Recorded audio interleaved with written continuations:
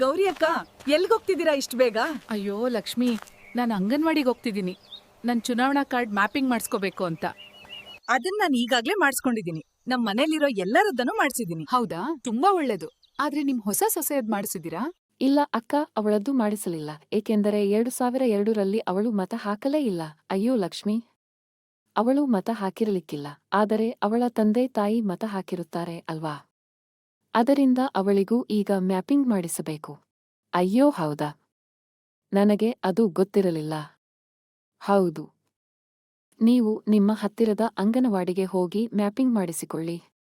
ಅಲ್ಲಿ ನಿಮಗೆ ಗ್ರಾಮದ ಹೆಸರು, ವಿಧಾನಸಭಾ ಕ್ಷೇತ್ರದ ಸಂಖ್ಯೆ, ಪ್ರದೇಶ ಸಂಖ್ಯೆ ಮತ್ತು ಭಾಗದ ಸಂಖ್ಯೆ, ಮತದಾರರ ಕ್ರಮ ಸಂಖ್ಯೆ ಎಲ್ಲವೊಂದು ಹೋಗಿ.